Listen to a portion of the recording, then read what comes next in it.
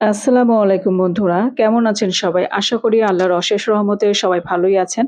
তো কাছে বা দূরে যে যেখান থেকে আমার এই ভিডিওটি দেখছেন তাদের সবাইকে আ শুভেচ্ছা জানিয়ে ঈদের শুভেচ্ছা জানিয়ে নতুন একটি রেসিপি নিয়ে আসছি আপনাদের সামনে। তো আশা করি ভালো লাগবে। তো আজকে আমি রান্না করব ঈদ স্পেশাল গরুর মাংস।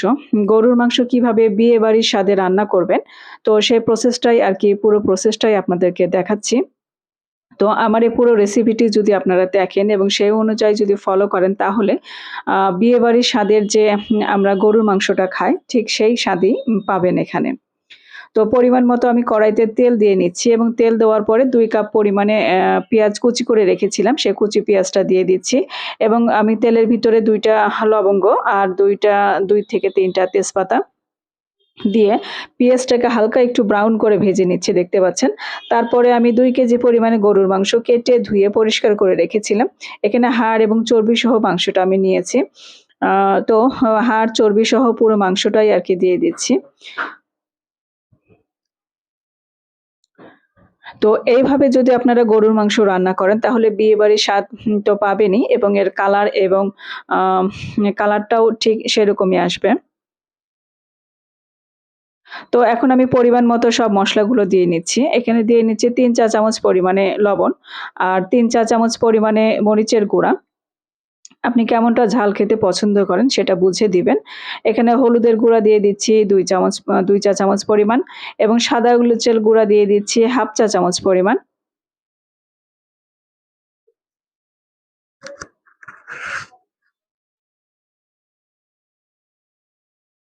আর গোলমরিচের গুঁড়া দিয়ে দিচ্ছি ১/২ চা চামচ পরিমাণে।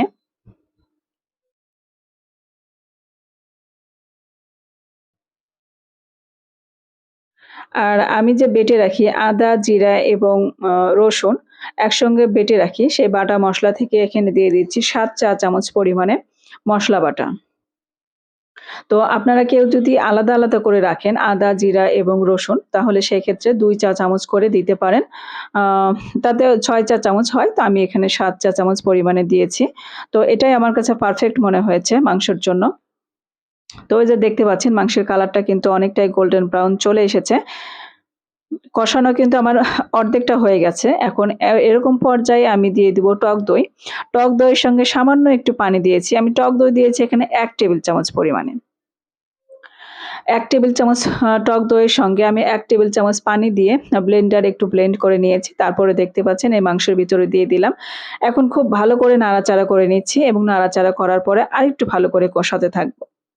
আপনার মাংস কষানোটা যত ভালো হবে, আপনার মাংস রান্নার টেস্টটাও কিন্তু ততটাই ভালো আসবে। আর মাংস কষানো, আ মসলা কষানো বা মাংস কষানো যদি কম হয়, তাহলে সেক্ষেত্রে কিন্তু মাংসটা এতটা টেস্টি হয় না। তো আপনারা মাংস রান্নার ক্ষেত্রে সবসময় মনে রাখবেন যে আপনার মসলাটা এবং মাংসটা যেন কষানো খুব ভালো মতো হয়। আর টক দই যে বাটিতে রেখেছিলাম, সে টক দইয়ের বাটিটা ধুয়ে আমি একটু পানিটা দিয়ে নিলাম। এই পানিতে মাংসটা সিদ্ধও হবে এবং কষানোও হবে। তো বিয়েবাড়ির স্বাদ পারফেক্ট পেতে ঠিক এই মসলাগুলোর আমি যে পরিমাণ মসলাগুলো দিয়েছি সেটা পুরো ফলো করবেন। তাহলে অনেক টেস্টি হবে। আর এখন আমি দিয়ে দিচ্ছি কাঠবাদাম বাটা।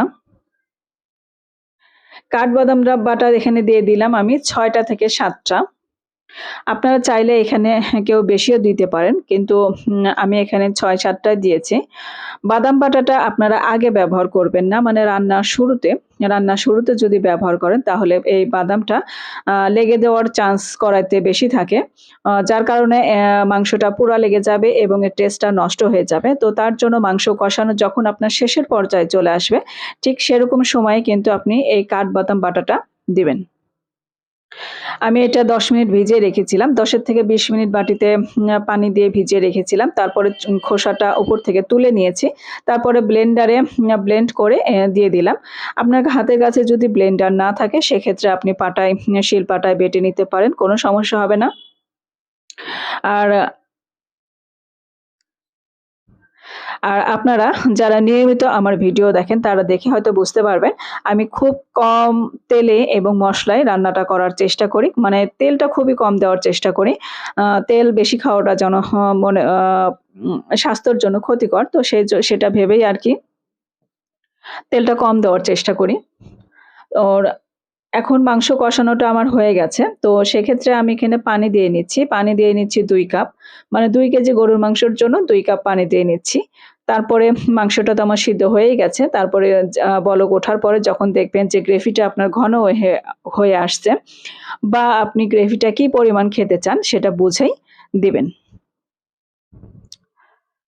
তবে যেহেতু বিয়েবাড়ির স্টাইলে আমি আজকে গরুর মাংসটা রান্না করছি। তো পানিটা বেশি দিব না। মানে গ্রেভিটা আরকি মাখা, মাখা রাখবো সেইজন্যই।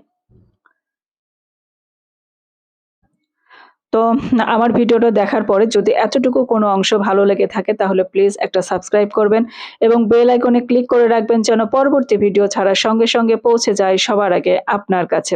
আর একটা লাইক দিয়ে রাখবেন। একটা লাইকই পারে আমার ভিডিওটা অনেকের কাছে পৌঁছে দিতে। আর যারা সাপোর্ট করেছেন আমাকে অলরেডি তাদেরকে অসংখ্য ধন্যবাদ। আপনাদের ভালোবাসা এবং আপনাদের উৎসাহ উদ্দীপনায় আজকে আমার এই ছোট্ট চ্যানেলটা একটু, একটু করে এগিয়ে যাচ্ছে। তো সবাই ভালো থাকবেন, সুস্থ থাকবেন। আল্লাহ হাফেজ।